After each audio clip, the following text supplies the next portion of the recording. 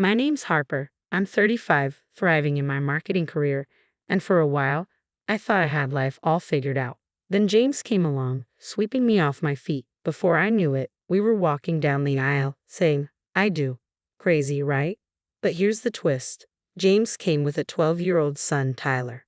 Moving in with them felt like stepping into a minefield. I tried everything to win Tyler over. Hey buddy, I made your favorite lasagna, I'd say, hoping for a smile. Instead, I'd get an eye roll and a mumbled, whatever. It was like talking to a brick wall. One night, I offered to help Tyler with his math homework. Let's tackle these fractions together, I suggested. He slammed the book shut and snapped. I don't need your help. You're not my mom. I turned to James, expecting him to step in. He just shrugged. Give him time. But time didn't fix things. Tyler's attitude only worsened. He ignored curfew, left messes everywhere, and constantly talked back. Whenever I tried to set boundaries, James would undercut me.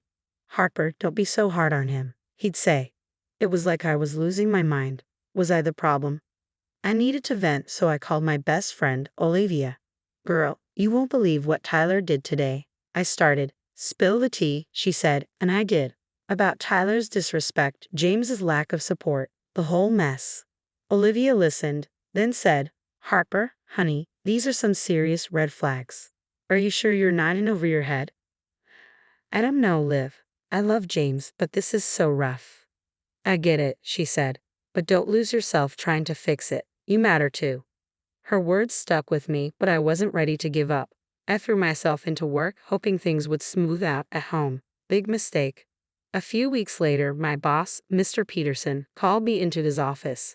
Harper, is everything okay? Your last few presentations have been off. I forced a smile. Everything's fine, sir. Just a little stressed, but I'll get back on track. But as I left, I knew I wasn't fine. Something had to change. Then the phone rang. It was the school. This is Miss Thompson, Tyler's teacher. We need you to come in immediately, she said, her tone serious. My stomach dropped. I rushed to the school, my mind racing. Had Tyler gotten into trouble? Was he hurt?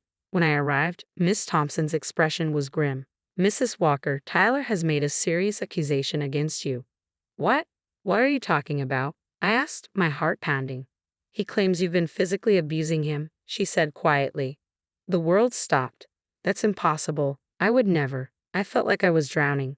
Miss Thompson didn't waver. We take these allegations very seriously. Child Protective Services has been notified. Just then, James burst in.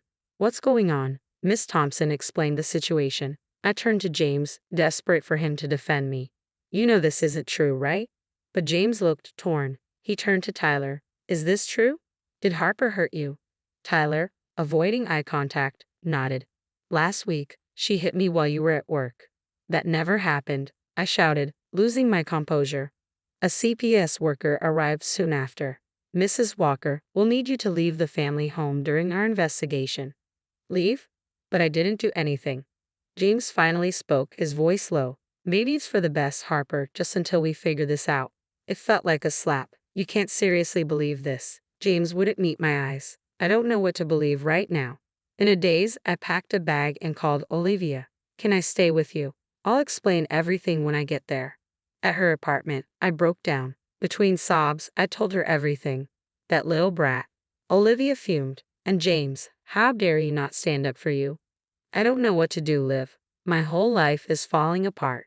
Olivia hugged me tight. First things first, we're getting you a lawyer. I know just the person. The next day, we met with Sandra Davis, a sharp-eyed attorney specializing in family law. This is a serious situation, Harper, Sandra said, but false accusations do happen. We'll fight this. Back at work, whispers followed me everywhere. Did you hear Harper beat her Stepson? My colleague Mark asked. I always thought there was something off about her. Later, Mark approached my desk. Tough break, huh? Kids say the darndest things. He's lying, Mark. I didn't touch him, I said through gritted teeth. Hey, I'm just saying, where there's smoke. He trailed off as I stormed away, locking myself in the bathroom. I called Olivia, my voice shaking. I can't do this, Liv. Everyone thinks I'm a monster. Listen to me, Olivia said, her voice steady. You were strong. You were innocent. We'll get through this. As I hung up, I caught my reflection in the mirror. I looked tired, scared, but there was a spark of determination in my eyes. I will not let them break me, I whispered to myself. I will fight this, and I will win. In the following weeks, Sandra and I worked tirelessly to build my case. We need character witnesses, she explained. Anyone who can vouch for your relationship with Tyler. I thought hard. Mr. Peterson, he's seen me with Tyler at company picnics. When I called, Mr. Peterson didn't hesitate. Of course I'll testify. I've seen you with Tyler. You're patient and kind. Tears welled up as I hung up. At least someone believed in me. Sandra also arranged for a psychological evaluation. After several sessions, Dr. Ramirez concluded, I see no signs of abusive tendencies. In fact, you show a strong desire to nurture and protect. It was a small victory, but I'd take what I could get. Meanwhile, James had gone radio silent. The few times he did reach out, it was all about him. People are talking, Harper. This is really affecting my business, he said one day. I couldn't believe what I was hearing. Your business, James? My entire life is falling apart. He hung up without another word. A few days later, Olivia called, her voice tight with anger. You won't believe what I just heard. What now? I sighed.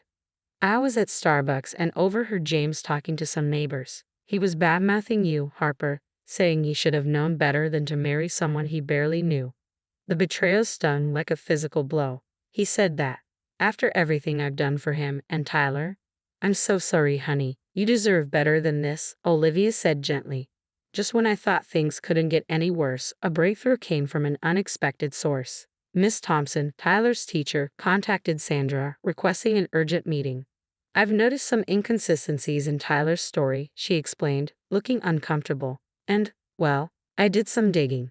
This isn't the first time Tyler has made false accusations. My heart raced. What do you mean? Miss Thompson sighed. Last year, he accused a teacher of favoritism when he didn't get the lead in the school play. It was investigated and found to be completely fabricated. Sandra leaned forward. And you're just bringing this up now. I feel terrible, Miss Thompson admitted. I should have looked into this history more thoroughly before escalating things. I'm here to make it right. As the investigation deepened, more truths came to light. Tyler's school counselor revealed a pattern of manipulative behavior, often playing James and me against each other. Tyler shows signs of severe emotional neglect, the counselor explained. He creates drama to get attention. It all started making sense, the acting out, the lies, the manipulation. Tyler was crying out for help in the worst way possible. But the most shocking revelation came from Tyler's best friend, Kevin. In a moment of guilt, Kevin confessed to Sandra that Tyler had bragged about his plan. He said he was going to make up stuff about his stepmom so his dad would kick her out, Kevin admitted. He said his dad always believes him and buys him stuff to make up for it.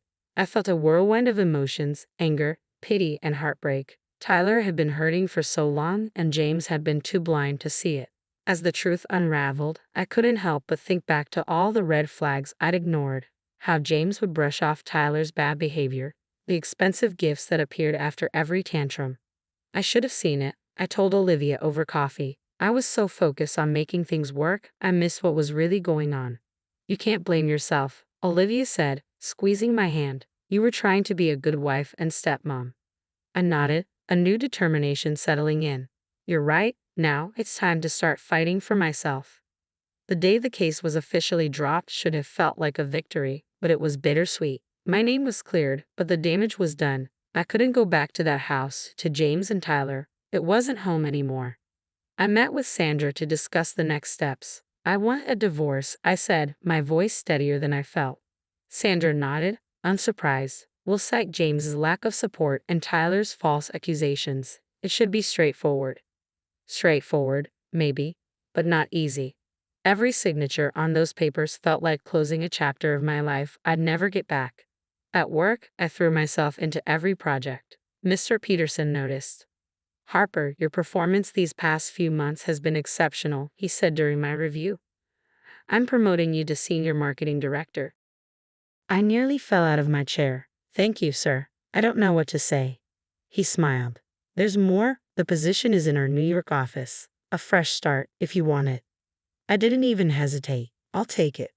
As I packed up my life, Olivia helped, filling me in on the local gossip. James is having a rough time, she said. Lost a bunch of clients when the truth came out. And Tyler, he got suspended for bullying. Guess the apple doesn't fall far from the tree. I felt a twinge of something, not quite sympathy, but something close. I hope they got the help they needed. Both of them. New York was everything I needed. A new job, a new apartment, a new me. I even started volunteering at a youth center, mentoring kids from troubled homes. It felt good to use my experiences to help others. 2 years flew by, and one afternoon I was in my office reviewing quarterly reports when my assistant brought in a letter. The return address made my heart skip. Tyler's old school. Inside was a note from Miss Thompson. Dear Harper, I hope this letter finds you well. I'm writing to inform you that Tyler has been caught in a serious lie at his new school. He's facing expulsion. James has reached out for help, but I thought you should know. Sincerely, Miss Thompson. I sat back, a whirlwind of emotions hitting me. Part of me wanted to laugh at that irony. Another part ached for the troubled kid I tried so hard to help. You okay, boss? My assistant Jen asked. You look like you've seen a ghost. I smiled, folding the letter. Just a blast from the past, nothing to worry about. That night, as I got ready for my date with Michael, a kind, understanding man I'd met through my volunteer work, I thought about how far I'd come. 2 years ago, I was fighting to prove my innocence. Now, I was thriving in a job I loved, helping kids who needed it, and dating someone who respected me. As Michael and I walked to dinner, hand in hand, I realized something. I was happy, truly, genuinely happy. What are you smiling about? Michael asked, squeezing my hand. I looked up at the New York skyline, my adopted home, just thinking about how sometimes the worst things that happen to us lead us to the best places. He nodded, understanding in his eyes. Well, I'm glad whatever happened led you here. Me too, I thought. I'd survived, I'd thrived, and I'd found happiness. Meanwhile, those who had wronged me were facing the consequences of their actions. It wasn't about revenge, it was about justice, and the best revenge was living well. As we entered the restaurant, I made a decision.